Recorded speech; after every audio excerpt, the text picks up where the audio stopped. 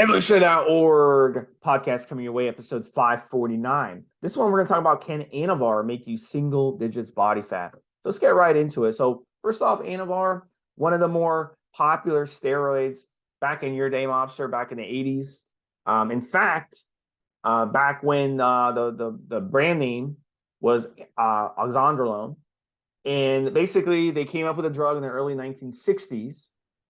And they were searching for something with low androgenic but moderate anabolic properties. So it was medically prescribed for different muscle wasting diseases and was successful for bone issues. During the 80s, doctors started using it for muscle wasting diseases, including AIDS, HIV/AIDS, for their clients. Bodybuilders got a hold of it in the 80s, absolutely loved it. Became one of the most popular steroids during that time. They discontinued it in 1989 because bodybuilders were abusing the crap out of it. So they're like, you know what? Let's get out of this industry. We don't want any shit. So once that happened, the price of Anavar absolutely went bonkers. If you were smart enough to hoard it before the ban, you became the most popular person in the gym. So back then, look, there was no internet. You couldn't go on the internet and buy steroids off the internet back then. If you wanted steroids, you'd have to buy it from another human being. All right. So in this case, you're lucky enough to have it. You got it. The price went up. Simple supply and demand. People were basically gouging the crap out of it, selling it for like $500 for like 10 pills. Oh, here, whatever. That's crazy. So yeah, people were like, I need to get my hands on it. So in the mid 1990s, it came back as Oxandrin by Savient Pharma. And they, of course, pharmaceutical company, they want to make money, right? So they just came back and they're like, you know what? I'm just going to sell it for this high price. And the price has never come down since. But the demand has always been there. So as long as the demand is there, then the price is going to be up. So I find it amazing.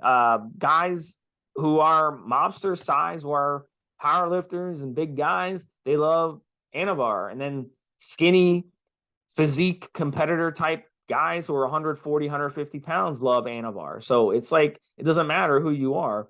The love for Anavar, it's one of the few steroids you can say that both one end of the spectrum and the other end of the spectrum both love Anavar. So I find that fascinating. So look, on paper, as a 420 anabolic rating, androgenic rating is just 20. Of course, these are just numbers. Do they translate to real life? Of course not. But it gives you an idea of the way they structured it. So it's a great hardener, it's a great dryer, it's a DHT derivative, dihydrotestosterone, but it doesn't give you as many DHT side effects as, say, Winstrol will. So again, it's low on the side effects. How they manage to structurally make it like this is a thing of beauty, but it also gives you some really, really good results. Now, it's not going to give you androgenic results. So you're not going to go on Anavar running it by itself like you would going on Trend and add 50 pounds to your bench press. It's not going to happen. But especially when you're stacking it, it works really, really well stacked with another androgen to keep the side effects down and really, really boost the strength. So I find it a very fascinating oral. So Mobster, it's one of your favorites. Why don't you touch on it? Yeah. You guys that listen to these podcasts on a regular basis know that my favorite injectable cycle ever was Sustain Deca. But I've talked about, and Steve and I have talked about our other favorites multiple times. And I would say my two favorite orals, Steve, would be Dynabol and Anavar. And in terms of my strength, Anavar pretty much every time. I actually get a small strength increase by virtue of having better leverage on Dynabol. And so I both used either or Dynabol or Anavar for bench pressing, for example. And here's the thing, guys. Do I blow up on Anavar? Absolutely not. I've said multiple times, Steve, even back in the day when I was at my most competitive in terms of just frequency of competitions, I would never add more than 5 pounds. I think I went 280, 285. Never more than 5 pounds on an Anavar cycle, but my strength would go up. Now, you've got to remember, guys, I'm trying to peak my strength for a competition. I'm doing 12 or 16 weeks of training for a series of events on one specific day. As the training gets harder, it gets that much harder to do the training. It's kind of obvious. You're grinding away. You're trying to get your body to go to a place it hasn't been before. And a steroid like Anavar is great for that. So this is the reason why it's incredibly popular, in my opinion, especially as an oral, with strength athletes. It will not make you 300 pounds. You will not be world's strongest man, 160, 200 kilogram body weight, 440 pounds to 200 kilogram or more body weight on Anavar. Absolutely not. If it was possible, you'd be taking thousands of milligrams of an oral steroid every day. And that just doesn't, that's not how it works. The dosage is pretty much the same right across for every single person. As Steve said, how is it so popular with strength athletes and then so popular with the other end of the spectrum? And that's because I believe the anti-catabolic, the retention of muscle tissue while you're dieting.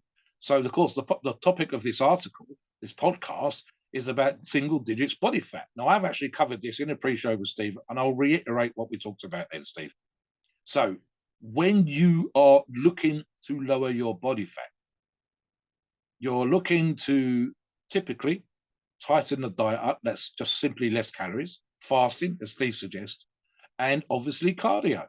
And the problem sometimes, especially when we're talking single digits, we're talking 9% or less. 10% is double digits, and 9% or less. That is difficult for some people to do.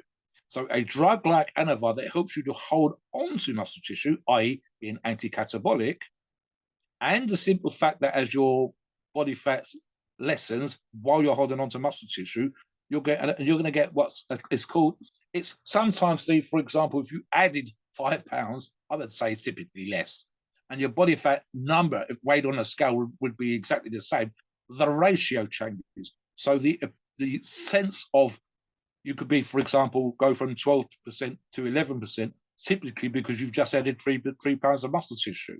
So you might actually physically still have the same amount of body fat on your body. However, what should be happening here, guys, is you should be dieting and or doing cardio or fasting, and that will reduce your body fat properly. So, and then it becomes anti-catabolic, Steve, in that it's not necessarily adding tissue, healthy muscle tissue, but retaining that hard-earned muscle tissue while you're doing increased cardio, whether you're doing morning steps or riding your bike, rowing a boat, jogging in the morning, doing nighttime cardio, whatever. And that situation can be quite catabolic. That's going to take, typically, without a drug like Anavar, you would lose some muscle as well as the body fat.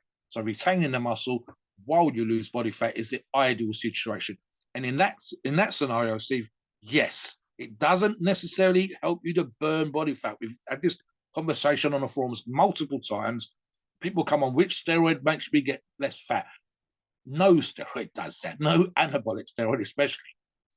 But what they all do is they will help you to maintain muscle tissue or add muscle tissue and change the ratios. And especially holding on to that muscle tissue while you're dieting, while you're changing the ratios, while your diet has got improved, while you're killing the cardio. You've gone from 20 minutes to 40 minutes to an hour a day, and especially in competition.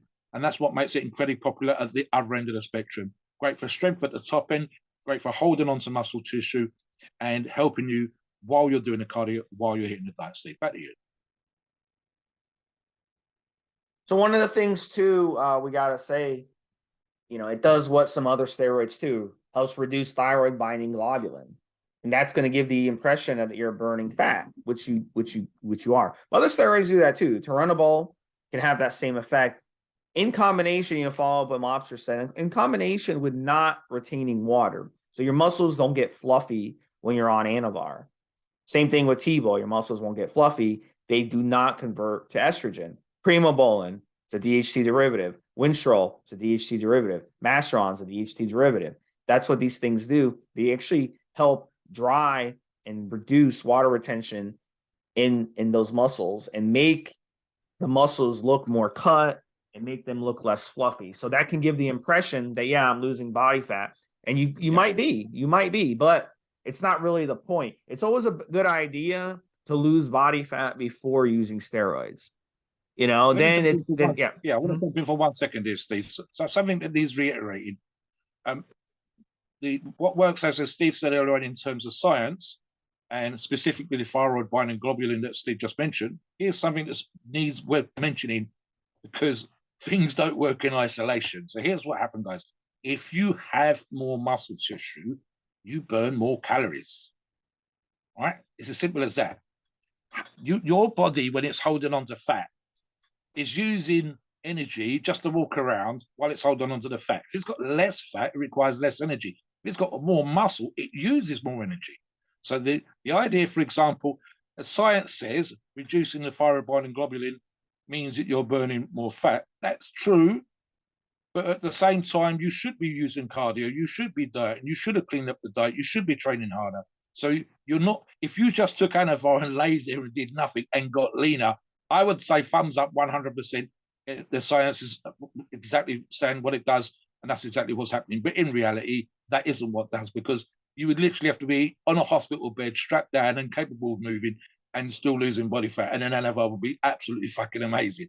It doesn't work like that in practice. In practice, adding muscle tissue burns more calories. Fat doesn't burn shit.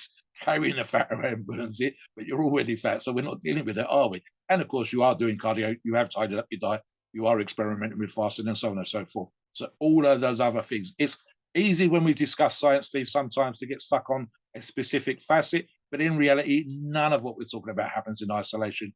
Everything that we've just discussed is part of that process. So just to be clear on that, guys. Back to you, Steve. All right, so I got you on that one, huh? Go on, yeah. Look, at the end of the day with Anavar, like, well, what are our experiences? Let me tell you about mine.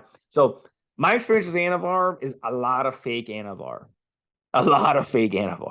And over the years, I mean, you got to figure like Anavar is one of the most fake steroids. We talked about at the beginning. It's expensive. Yeah. You think in the late 80s after it got banned, guys weren't selling fake Anavar? Hell yeah, they were. They would sell it as Winstrol. They would sell it as T-Bol. They would sell it as D-Bol, which is really fucking stupid.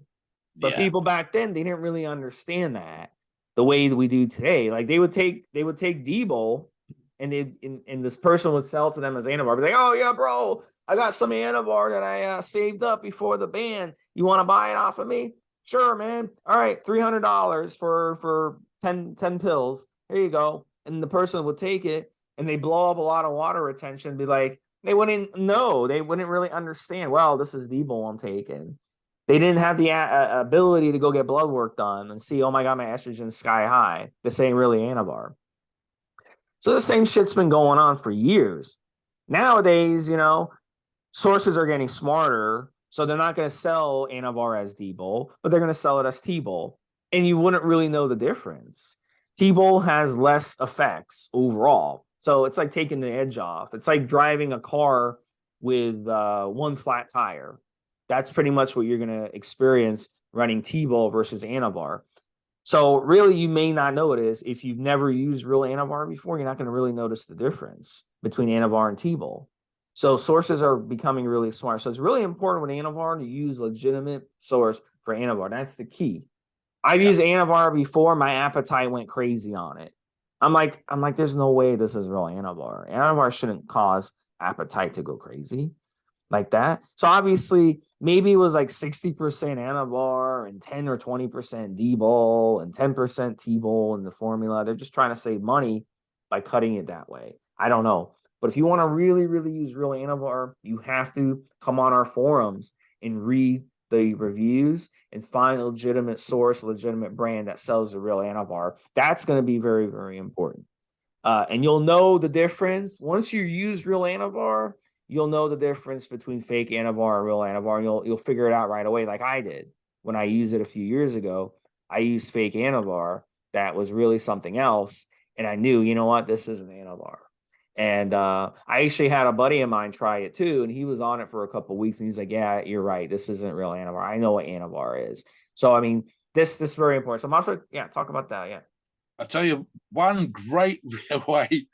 I say great, Steve. It's not. Is the VAR pumps. You don't get. We talked about this on another show, Steve, when we said the pumps on D-Bol, the pumps on Anavar, and so on and so forth. Pumps on D-Bol are kind of cool. Right? If you're lean and you pump up on D-Bol, especially if you've had a little bit of carbs and you've done the right things before you hit the gym and you get the D-Bol pump, It's kind of pleasurable, a little bit uncomfortable in terms of tightness, but that kind of swelling, the little bit of water retention, like I mentioned earlier on, in terms of the leverage for me when I'm bench pressing and so on, kind of cool, right? And I've used D-bol specifically for it. VAR pumps on the other end are fucking painful, Steve.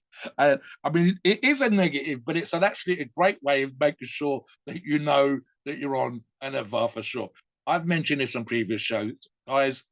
I think I'd increased, like I said, 5 pounds, but I was walking, I think it was just over a mile, Steve, when I lived in Gloucester, from the gym to go into town, mile and a quarter, and I had to stop 3 times.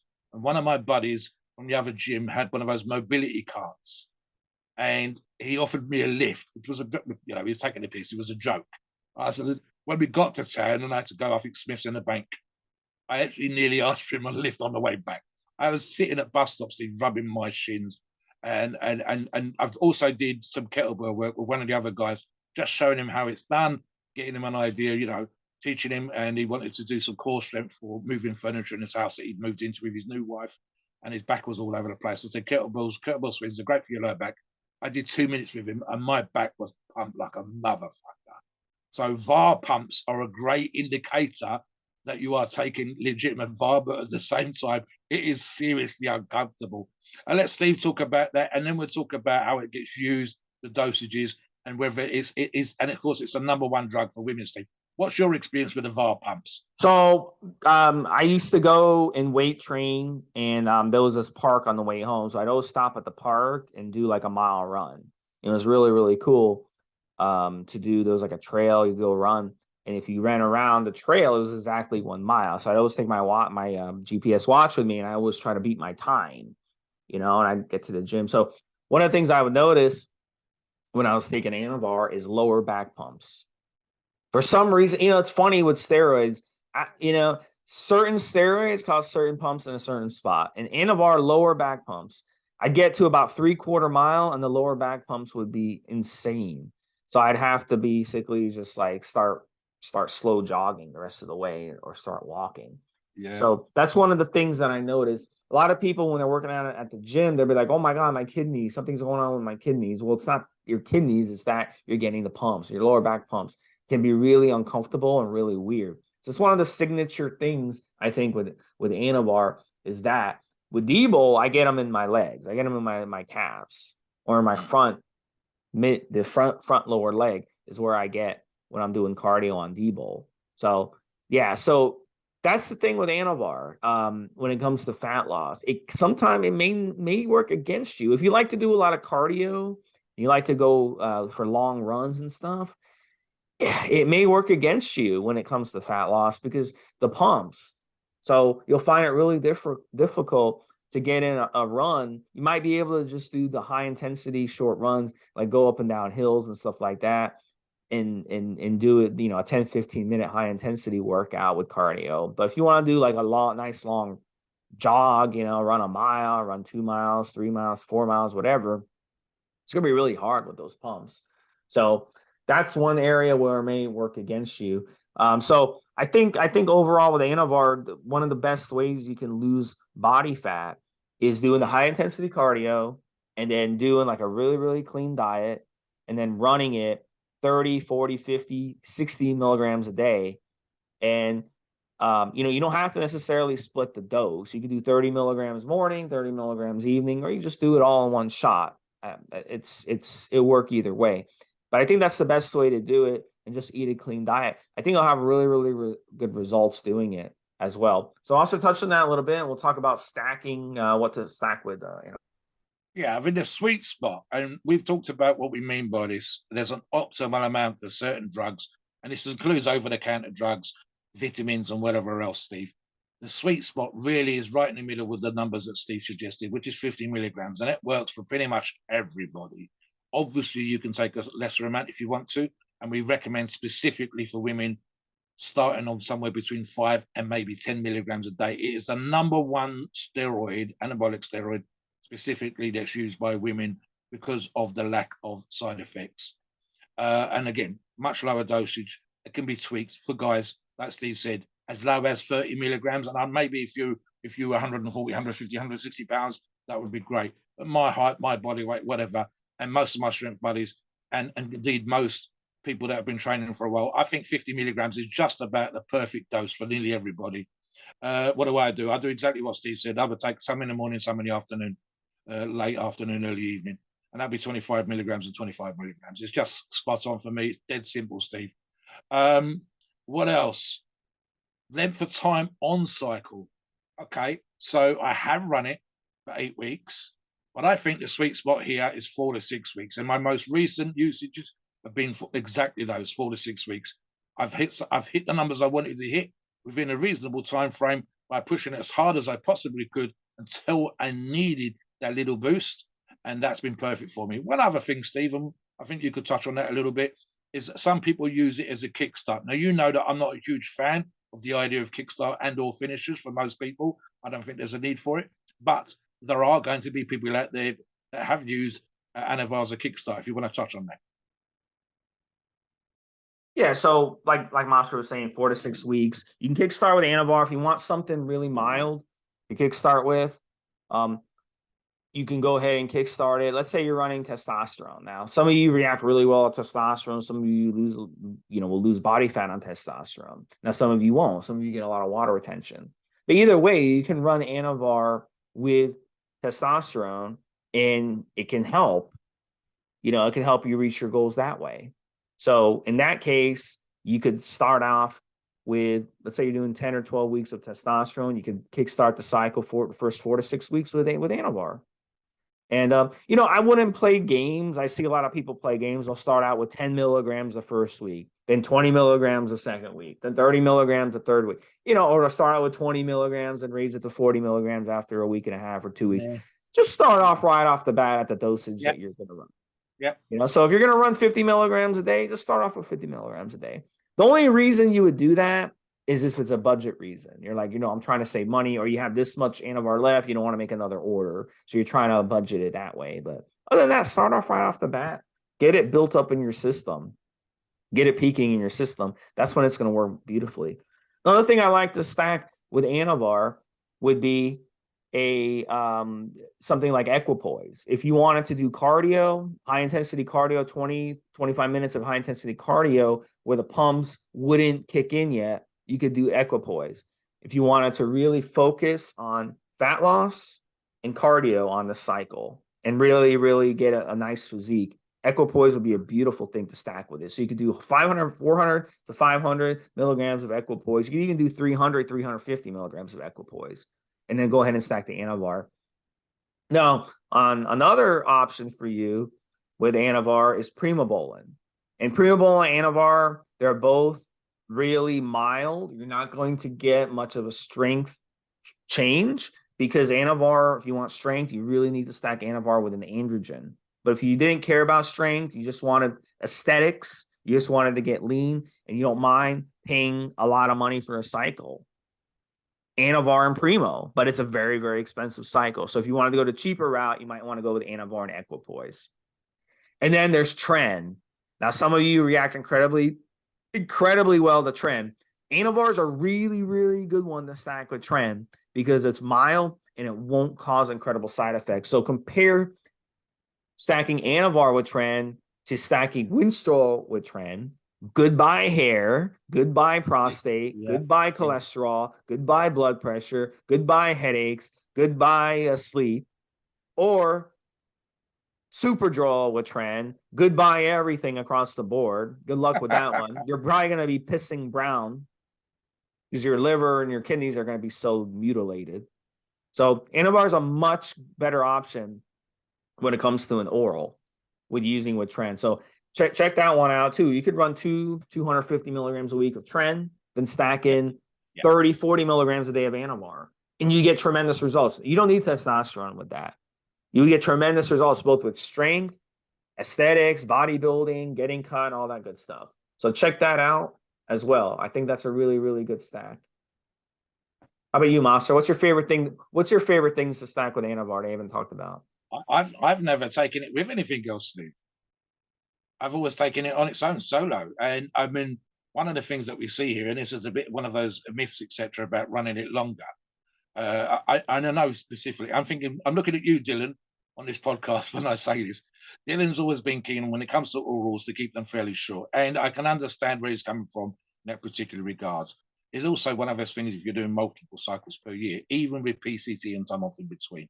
So I agree in that basis. However, many times when I've run Anavar, especially in the past, Steve, I've run it for 8 weeks, multiple times, zero issues. And I think one of the things Steve says a lot of the time is that, you know, go and get your bloods tested.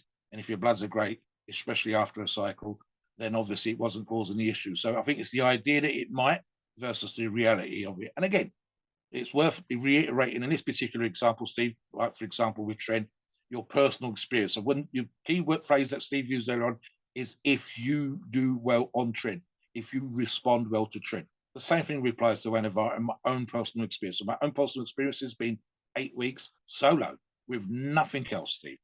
I can't think of a cycle when I've run it with anything else. When I've run D-bar, I've run it solo. So again, that might be my individual experience, that how it's worked for me, which is why I like it.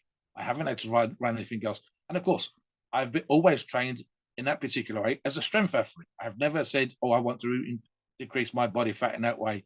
And even if I did, diet and cardio would be number 1 and number 2. So I haven't felt the necessity. So if I was a bodybuilder and if I was, my aims were different from what they are then and now, then I might well run it with something else.